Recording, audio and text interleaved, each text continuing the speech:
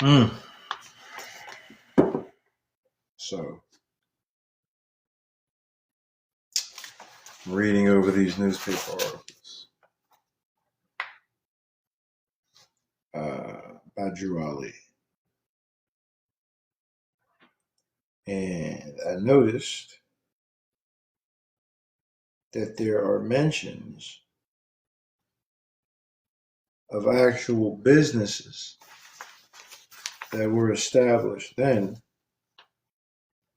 And I've already gone on and on and on about how this whole Moorish movement is supposed to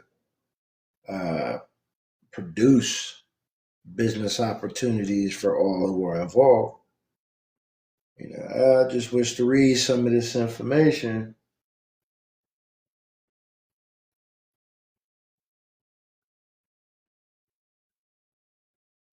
Yeah, I just wish to. I'm gonna just go over some of this information so that I can circulate this information, right? And just to show proof. Greetings, angel of light. Right, just to show proof that first and foremost that the stuff that we hear today from these so-called Moorish Americans is completely trash. And two, to show evidence that um, Moorish Americans are just supposed to be business entrepreneurs and whatnot, just like every other group of people, American people, right? Listen, right? This says Moorish leader on tour visits subordinate temples. The temples; these were the religious business operations organizations, right? It says Prophet Noble Drew Ali, founder and leader of the Moorish Science Temple of America, left Saturday to visit the members of 17 different subordinate Moorish Science temples, which are organized in 15 different states. He is accompanied by Richard Rossbay, editor of the Moorish Guide, a bi-weekly publication of the organization. Up to date, Detroit, Newark, and Philadelphia have been visited. During this tour, special emphasis is being put on the importance of strict observance. Where are we at? Of strict observance by the members and officers of the Constitution and bylaws recommended by the Prophet and unanimously adopted during the first annual convention of the Moors at Chicago in October 1928. The message of the Prophet, published in the Moorish Guide issue of November 10th, has created very favorable comments. It was directed to the nations as well as the Moors of the United States. So, Moors of the United States. Just, anywho. Two prominent visitors from an eastern country called at the Prophet's private study, 3140 Indiana Avenue. We know that's the Grand Major Temple's address. To personally compliment him on the article. According to the information from Ms. Pearl D. Ali, National Secretary and Treasurer of the Moors organization, members are responding encouragingly to the per capita tax system adopted at its convention. It is believed, in conjunction with his other plans upon his return to Chicago, Prophet Ali, in all probability, will interview Governor Lynn Small of the state of Illinois. And you know what? That's not even the one that I meant to read, but that works too.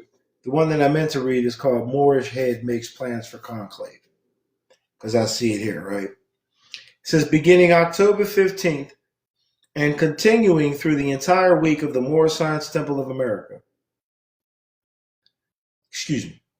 And continuing through the entire week, the Moorish Science Temple of America, of which Mr. Drew Ali is the founder and president, will hold his first general conference at Unity Hall, 3140 Indiana Avenue, Chicago, Illinois. President Ali began definite plans to this end upon his recent return from Pine Bluff, Arkansas, where he spent several days lecturing at the local Moorish temple. This organization is playing a useful and definite part in advancing the sacred obligations of American citizenship. So let's understand that this is not a Moorish Guide newspaper article. This is an article from a different newspaper reporting on Noble Drew Ali. And its first statement about the organization says, this organization is playing a useful and definite part in advancing the sacred obligations of American citizenship. Right? Indications are that this convention will be one of the most interesting ever held in the city. It will be featured by delegates attending in pilgrimages from 15 different states where local temples have been established. There will be an interesting parade in which men and women members will wear regalia similar to that worn in Eastern countries. A camel will be used. During the sessions, specific reports of the general work and civic accomplishments of local accomplishments will be made. Reports also of the business enterprises that have been established in connection with these temples, such as 2 grocery and market stores in Detroit, a laundry in Pittsburgh, Pennsylvania, and moving and express business and grocery in Chicago. Did you catch that? There were businesses associated with this whole Moorish movement. Just like any other group of people, the whole purpose of people holding orders, right, is to bring the people in so that they can be employed. That's the whole purpose of a national organization. And they just told you, right? Anyway, these examples of collective effort show that the members of the Moorish Science Temple and their leaders have a sound economic program and are blazing the trail and marking the pathway over which our posterity may travel unhampered and unafraid. Mind you, this is not the Moorish Guide newspaper article. This is another newspaper reporting, right? It could have been the Chicago Defender, right? Because that was another newspaper during those times, which you can find newspaper articles referring to the Moors before and after the schism, right? Listen to it. These examples of collective effort show that the members of the Moorish Science Temple and their leaders have a sound economic program and are blazing the trail and marking the pathway over which our posterity may travel unhampered and unafraid. It must be kept in mind that no great movement can take definite shape in 2 or 3 years so as to be error-proof, said President Ali. However, through accumulating experience, each annual convention ought to witness a more perfect and wider functioning organization, representing the organized experience of men and women members throughout the country and possibly in time the world over. And continuing, President Ali said, constructive criticism from sympathetic friends in and outside of our ranks is welcome. Here we have a newspaper article from Not the Moors, speaking about the Moors, saying that there was a whole economic program in play and that it was trailblazing for all other American citizens. So at some point, this movement was respected. It was respected. All of this um,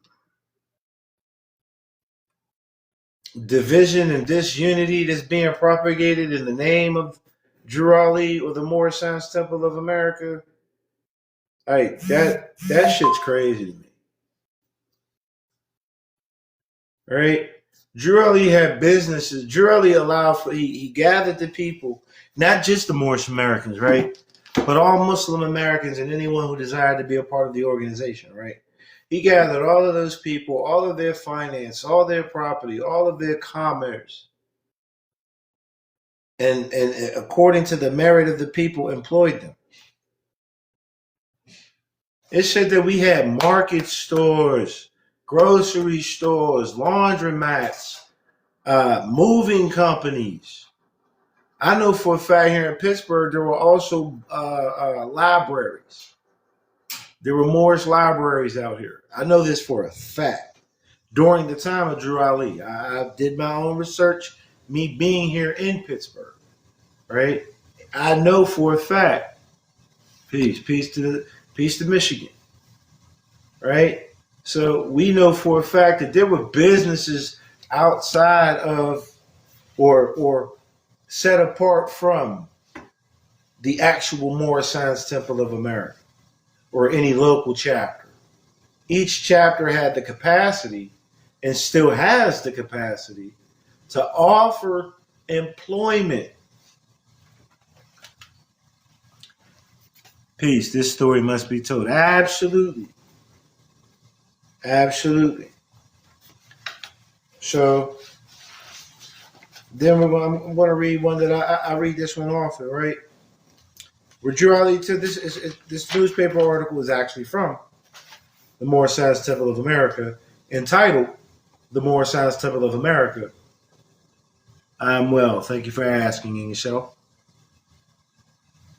All is well out. The Moorish Science Temple of America was founded by the Prophet Noble Drew Ali. Aside from the fact that it is a legally organized religious corporation, it is building on human needs. So aside from the fact that we have religious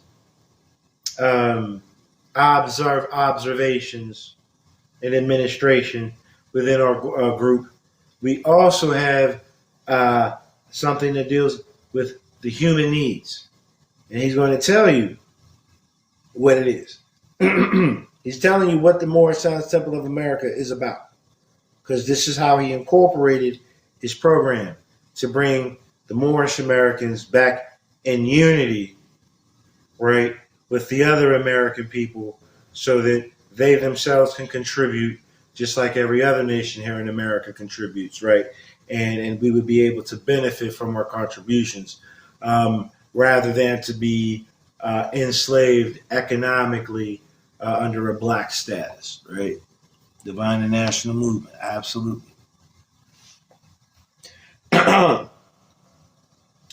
He says, to this desirable end, in time, legitimate means will be found to dispense charity and provide for the mutual assistance of its members in times of distress, to aid in the improvement of health, and to encourage the ownership of better homes, to find employment for our members, to teach those fundamental principles which are desired for our civilization, such as obedience to law, respect and loyalty to government, tolerance, and unity. So he just told you what we should be looking for in the Moorish Science Temple of America, or just in the movement itself. When he starts with this, he says, aside from the religious aspect, we're building on human needs. It says that aside from the religious, spiritual, all of that, the Moorish Science Temple of America in time will be able to dispense charity and provide for the mutual assistance of its members in times of distress. He said to aid in the improvement of health and to encourage the ownership of better homes.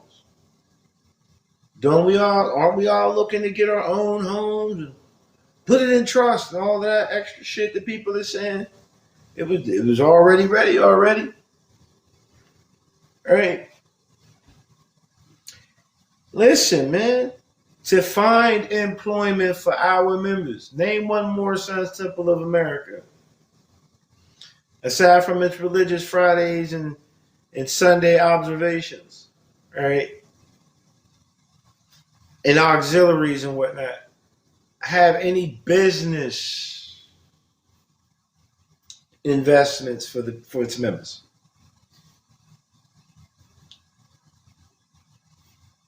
Name one.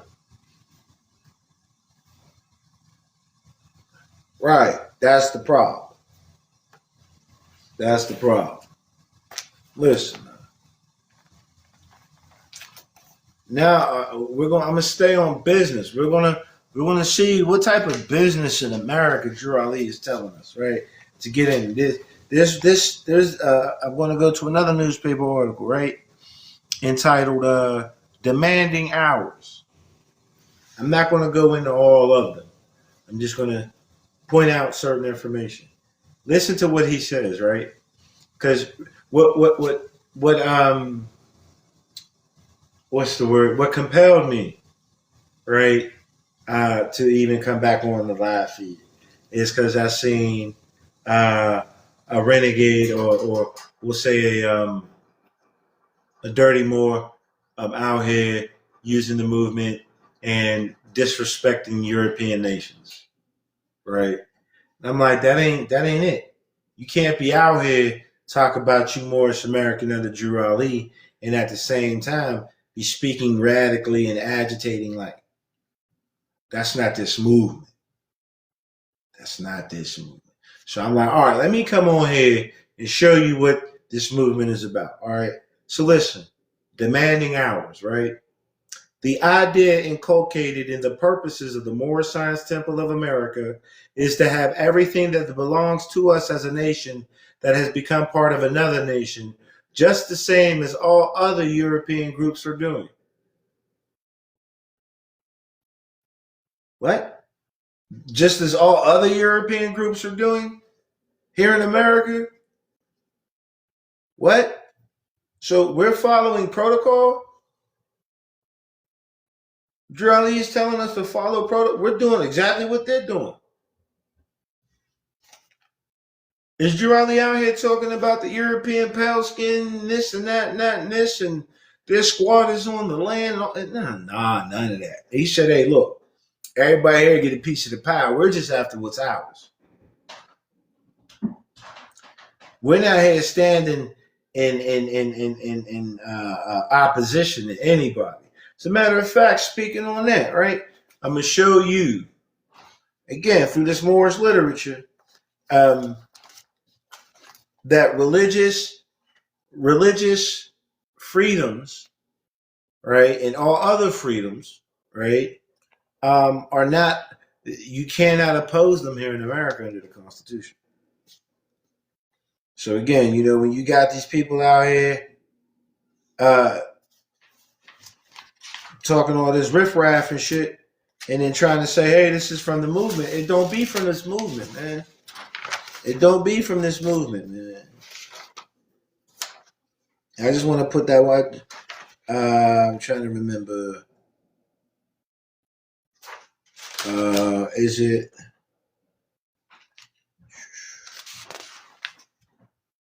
Right, it's definitely one of the heavier ones. But I'm gonna show you. Drew Ali doesn't speak like that at all. Not one bit does he say, hey, look, we won't fuck with them niggas. As a matter of fact, he makes a statement to let it be known that shit just it can't be, it's not tolerated. Drew Ali teaches about tolerance, right? Particularly in business, man.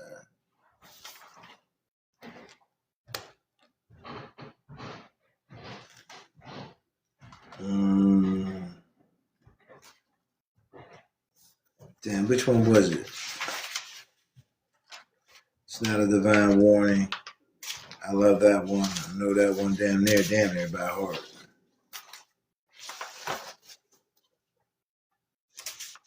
Is it? It might be this one. Let me see. Today.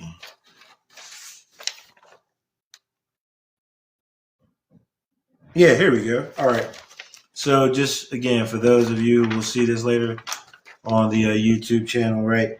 This newspaper article is entitled "Moorish Leaders' Historical Message to America," right? And he says in part, in the promotion of plans for the betterment of mankind, there has ever been some kind of opposition. And strange as it may seem, such opposition has come from sources where there were no ideas or a lack of courage to force attention to ideas. Whether in church, state, or social community, any attempt to do anything out of the usual way seldom fails to receive criticism. Not because the course cannot be pursued legally or that it is unreasonable, but because it has been considered in terms as new, right? Then he goes on to say that the Moorish Science Temple of America had received a lot of criticism from other religious organizations, right? But he says, listen, right? Where's it at?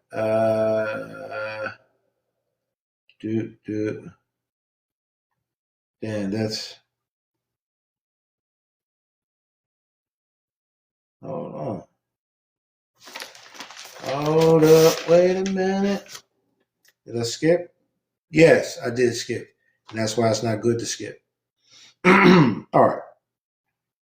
The Moorish Science Temple of America has received some opposition and criticism.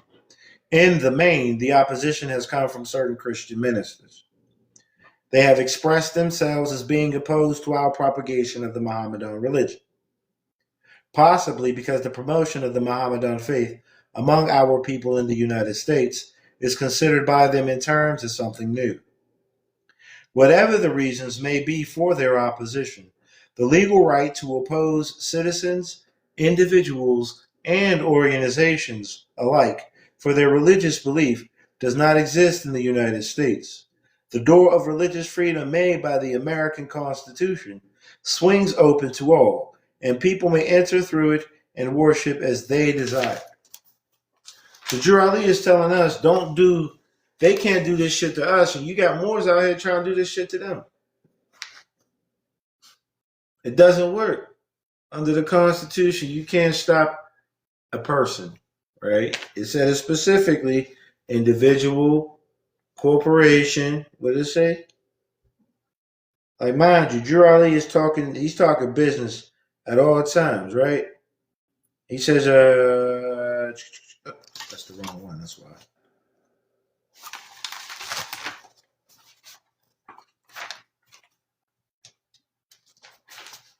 Yeah. All right. How did he say it?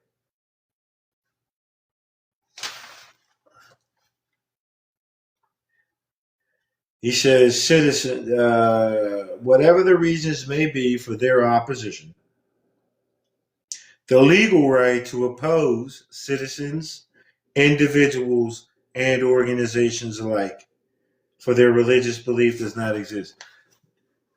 Aren't those persons? For all of these people out here talking about the person, aren't citizens, individuals, and organizations, corporations, aren't they all persons? The legal right to oppose another is not. It's not there. So inequity and honor, right? You can't do on you can't do unto someone else what you don't expect to have done unto yourself. All these radical nutcase ass wannabe Moors out here telling you to turn your backs on your fellow man. Did you know that there's a European that Noble Drew Ali brings to mind for the Moorish Americans who was a pale-skinned European? Did y'all know that? Do you know that there is a pale-skinned European mentioned specifically as a prophet of Islam, and that he fought on the side of Islam, and that the Moorish Americans are akin to this European? Did you know that? They call him Prophet Muhammad the Conqueror, Mehmed II. He overthrew the Byzantine Empire in 1453. He was born in Turkey, and he was born to the west of Rome. He was born to the west of Constantinople. All right.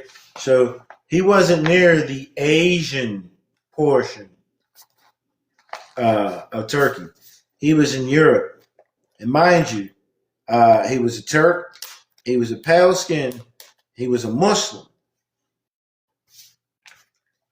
And he's mentioned as being the one whom the spirit of Ali, the Most High, reincarnated in. When it left Jesus and the time came for another to fulfill the works, this particular Muhammad is mentioned. Not the Muhammad of Arabia, but the Muhammad of Turkey. And this is one of our prophets. And he was a businessman too, aside from the fact that he was a general. And he enriched when he came through, when he overthrew Constantine, and years later it was renamed Istanbul. That belongs to the Moors. That's in Europe. That's in Europe. So you got, again, you got all of these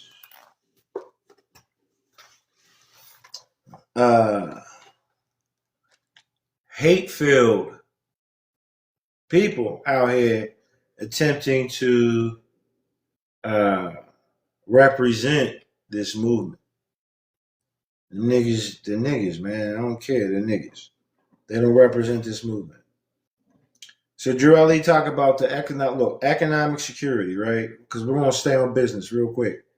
In a historical message, I believe it was in that one too. That's what threw me off, because I seen when you read these articles, you begin to notice that certain themes, right, are recycled, right, or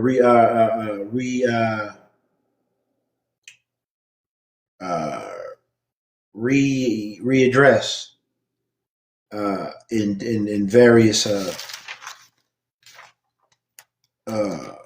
articles. So we're going off of economic security.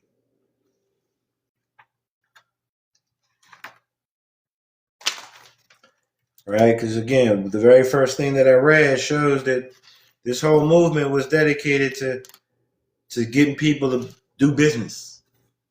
It wasn't supposed to get us to be out here crashing out against fellow Americans. Crazy work, right? All right, let me see.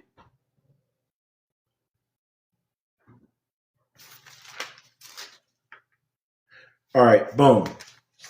So I'm going to speak to two specific newspaper articles in which this movement specifically speaks about what Noble Drew Ali mentioned in his article called The Moorish Science Temple of America, employment for our members, right? So the first one is called Our Dollars and Cents, all right? It says the doctrine of economic security, so it leads with that, all right? The doctrine of economic security is by no means as widespread and intensive among Americans of our group. So he says our group, the Moorish Americans, are American citizens, as the circumstances demand, and the more written and said on the subject about it. We need to more earnestly urge conscientious support of the businessmen and women of our group in their chosen fields of endeavor. So we should have businessmen and women in the Moorish movement, period. Right? Not just those who are looking to work, but those who know how to do the work. Right?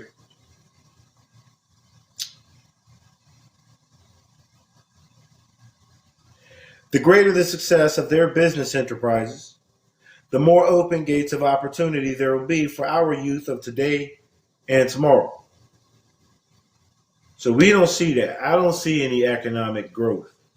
And that has to be because This information is not, like he said, it's not, it's by no means as widespread and intensive among us as the circumstances demand economic security, right? But anyway, he says the greater the success of their business enterprises, the more open gates of opportunity there will be for our youth of today and tomorrow. He says, think of this fact. We need to urge that our businessmen and women build on the principle of service. Are these radical Moors out here talking about that? Not at all. They don't even want you to, they don't even want to go into business. They don't, a lot of these radical Moors are unorganized as it is, talking about nationality is the order of the day. Order is organization. These people aren't even organized. They're scattered. They're like splinter cells. You know what I'm saying? Yeah, they're extremist groups. They are those who, they are the deviators. Bid'ah. It's called bid'ah. Anywho, he says, think of this fact. We need to urge that our businessmen and women build on the principle of service. We need to urge greater cooperation among them to render courteous, honest, and efficient service to the buying public.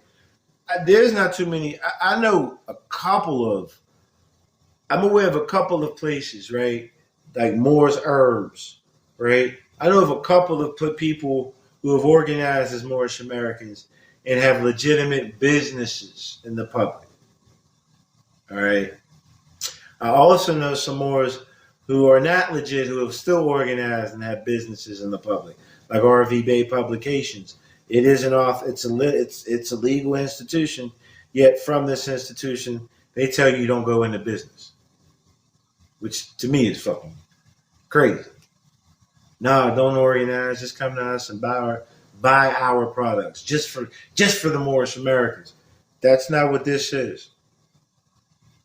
He says to the buying public, offer stuff to the buying public, not just to the Moors. Let's go a little deeper, right? It says they should not expect any support and patronage merely on the grounds that they are racemen and women in business, right? But for the reasons, this is why they should receive support and expect support and patronage. But for the reasons that the service and the quality of their goods and products they sell are equal in value to the service and merchandise offered to the buying public by any other business people. All I see are motherfucking, you go to the Moorish Science Temples of America, they might have the little tincture. You know, we've got Noble Drew Ali's recipe. You're not even offering that to the buying public. They're acting like little social groups. They're disorganized, they're disunited, and they're not operating for the people. All right? Listen, man. Listen.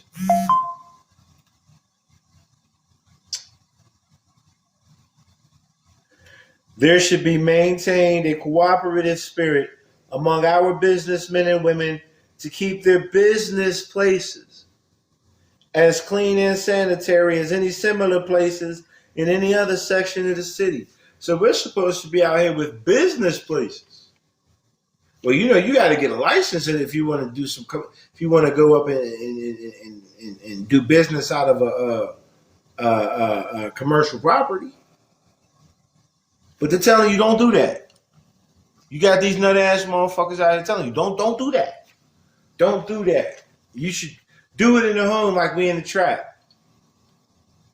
Sell stuff out your house like we in the trap. Don't go out there and benefit everybody. Just benefit some. That's not what this movement was ever about, right? Listen, man. Citizens of our group, so he calls us again, reiterating the fact that he calls Moorish American citizens of the United States, by the way, right? Not of any other government, right? Citizens of our group should cultivate a sound vision when it comes to the necessity of buying professional service, merchandise, provisions, etc. What What professional service, merchandise, or provisions are the Moorish Americans offering to this day? Right. It says we should look beyond the direct result and object for which we invest our money. We should lose sight of the mere fact that we received a dollar spent worth for a dollar spent. So he's saying we shouldn't even worry about the fact, oh yeah, we got money. No. He says we should keep firmly in mind the necessity of keeping each dollar spent as much as possible within the spheres of our own activities, where they will create further openings of business enterprises and wider opportunities for the men and women of our group to procure soundly remunerative employment. So he's doing a money pool. And for some of us who have been able to observe the Jewish communities, right, within our living quarters, stations, and territories, right, most of us are aware that the Jewish community, they will keep a dollar inside their own. If there is a community of people that offers a service for $8, and that same service is offered for $9 within the Jewish community, they're going to pay that extra dollar to keep it in their circulation. Right? This is what we're supposed to be doing this shit here. Not out here fighting and telling people who they are, where they from, and who they not. Right? We're supposed to be out here doing business. Listen, man. He says forward must be the watchword of the seller and buyer alike. So again, he's talking nothing but business. This is what the Moorish movement was about. How do we know? He says, we make the money and we spend the cash. Let us sincerely cooperate one with the other. Our plight will change when we change ourselves. Our plight. Now, Drew Ali already makes mention of what the plight is in the newspaper article of the Moorish Science Temple of America when he says that we are here. I'll read that in part, just in part, so I don't want to get too far going. He says we are interested in freeing ourselves and our children from the greatest plight, economic slavery. So he just told us that our plight will change when we change economically. All right? So now I'm going to read another portion where, again, he's talking about economic security, right? And this comes out of the Moorish Leaders' Historical Message to America. All right? So listen.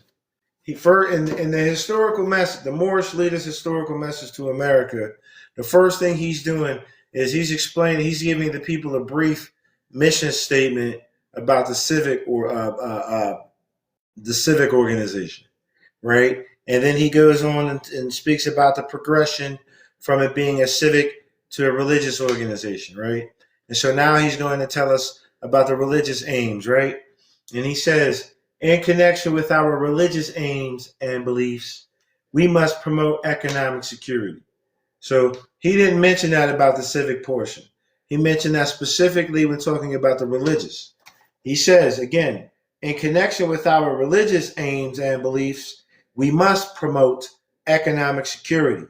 The preaching of economic security among us is by no means as widespread and intensive as the circumstances demand. That statement right there is the statement that he used when he led off in the other newspaper article that I just read. It's the same, verbatim. So again, we have this economic security information that's supposed to be coming from the Moorish Divinely National Movement through its temples, etc. Right? No other one thing is more needed among us at this time than greater economic power.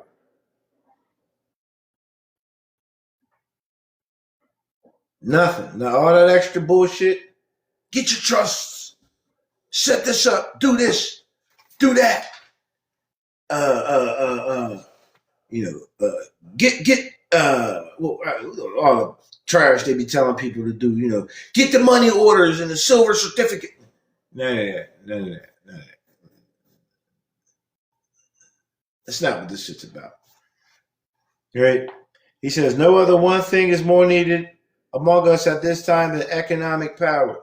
And he told us to nationalize. And to nationalize means to you as a private individual, give your property to your state government for control and ownership and administration for all. All right? That's what nationalization means. That's what it means. All right? So, he says, listen, better positions for our men and women,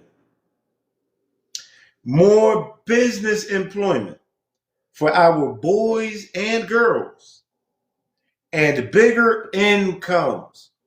Because you got people out here talking about taxable income and you shouldn't have an income, and fuck out of here. And bigger incomes will follow our economic security. We shall be secure in nothing until we have economic power. A beggar nation, a beggar people cannot develop the highest in them, nor can they attain to the genuine enjoyment of the spiritualities of life. Our men and women and children should be taught to believe in the capacity of our group to succeed in business. In spite of the trials and failures of some of them. Trials and failures in business are by no means confined to any particular group of people. Some business ventures of all people fail. We have many men and women among our people who are qualified both by training and experience, who are shining lights in the business world of all the people.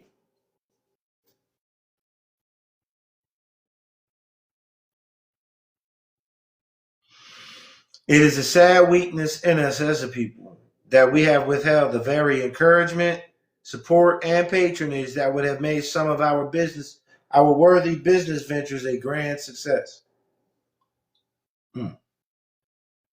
And worst of all, have joined in the condemnations of them when they failed, like to this day.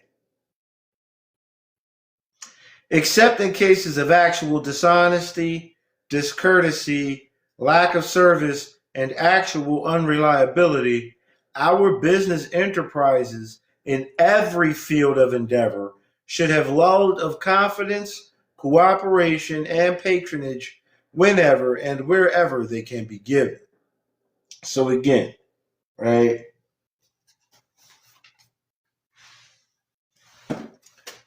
The whole Moorish movement is predicated on employing the people. Hold on, I need to put this part in here, right? Drawley says, in conclusion, I urge you to remember that there is work enough for all to do in helping to build a better world. A better world? So we're here to build a better world for everybody, not just for the Moorish American. We're here to do business, y'all. So, yeah. I'm going to read this one, and then I'm going to close out, right? So, this is the 35th chapter of the religious scripture, right? Dealing with religion specifically and speaking of the economics, right? It says, 1, there is but one Allah, the author, the creator, the governor of the world, almighty, eternal, and incomprehensible. The sun is not Allah, though his noblest image. He enlightens the world with his brightness. His warmth gives life to the products of the earth. Admire him as the creature, the instrument of Allah, but worship him not. To the one who is supreme, most wise and beneficent, and to him alone belong worship, adoration, thanksgiving, and praise. Who has stretched forth the heavens with his hands? Who has described with his fingers the courses of the stars? Who sets bounds to the ocean that it cannot pass, and says unto the stormy winds, be still?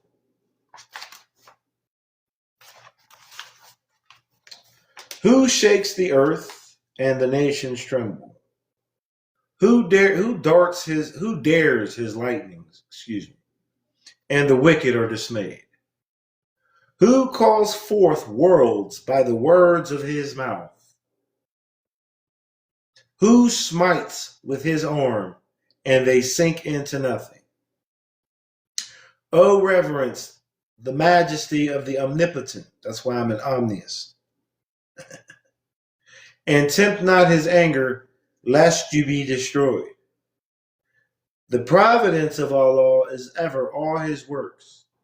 He rules and directs with infinite wisdom. He has instituted laws for the governments of the world.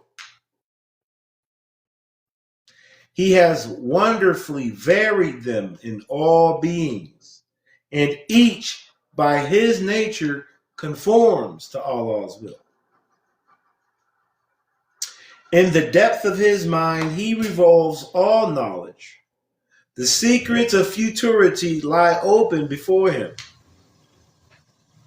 The thoughts of one's heart are naked to his view. He knows your determination before it's even made. With respect to his presence, there is nothing contingent. With respect to his providence, there is nothing accidental. Wonderful is he in all his ways. His counsels are inscrutable. The manner of his knowledge transcends your own conception. Pay therefore to his wisdom all honor and veneration, and bow down thyself in humble and submissive obedience to his supreme discretion. The Father is gracious and beneficent. He has created the world in mercy and love. Father just means trustor, grantor, settlor. Okay? Because we ain't going to get all boogie-woogied out here. All right. It says, his creatures of his hand declare his goodness, and their enjoyments speak of his praise. He clothes them with beauty. He supports them with food. He preserves them with pleasure from generation to generation. If we lift our eyes to the heavens, his glory shines forth. If we cast our eyes down on the earth, it is filled with his goodness. It is full of his goodness. The hills and valleys rejoice and sing. Fields, rivers, and woods resound his praise. But there he has distinguished with peculiar favor and exalted thy station of the human being above all creatures. So he set us as trustees in his business, in his economy, right? He says, but he has imbued you with reason to maintain your dominion. He has fitted you with language to improve your society and exalted your mind with the powers of meditation to contemplate and adore his inimitable perfections. And in the laws he has ordained as the rule of life, so kindly has he united you to your nature.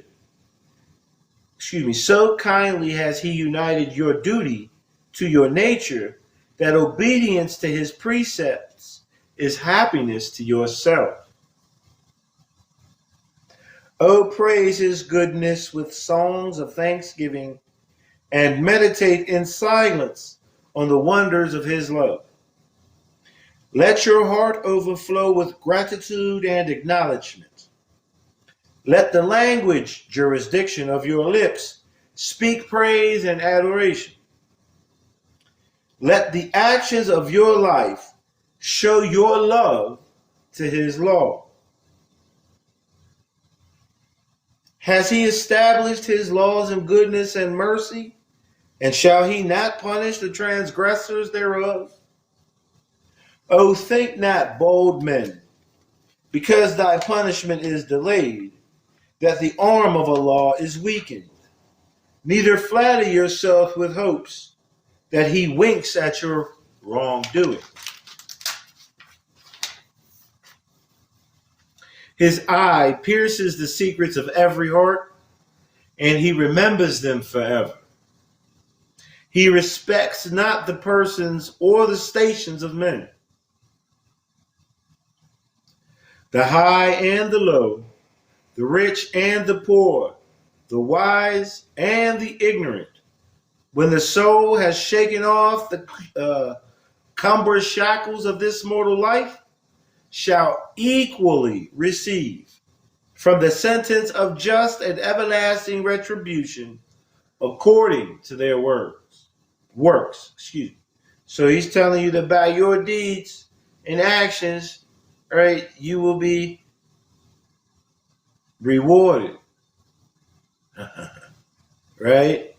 This is your profit, loss or gain, right? He says, then shall the wicked tremble and be afraid, but the heart of the righteous shall rejoice in his judgments. O fear Allah, therefore, all the days of your life, and walk in the paths which he has opened before thee. Let prudence admonish you. Let temperance restrain. Let justice guide your hand. Benevolence warm thy heart, and gratitude to heaven inspire you with devotion. These shall give you happiness in your present state and bring you to the mansions of eternal felicity in the paradise of Allah. And the very last statement, which wraps all of this up. This is the true economy of human life. So that whole religious spew was about economy. Jesus was found in the temple by his mother doing his father's work, his father's business. Economically, everything was on Jesus. Saw my name, so let me know what's on me. Everything about this movement, the religious, whatever the case may be, is about business. Honorable business. We're not supposed to be out here disrespecting other nations of people here in America. We shouldn't even involve ourselves in all of that distraction. None of that matters. What matters is that you find the people who share that same state of mind as you, right? And you organize. And you do good business with everyone, especially those with whom you deal, right? Woo! Got all of that out.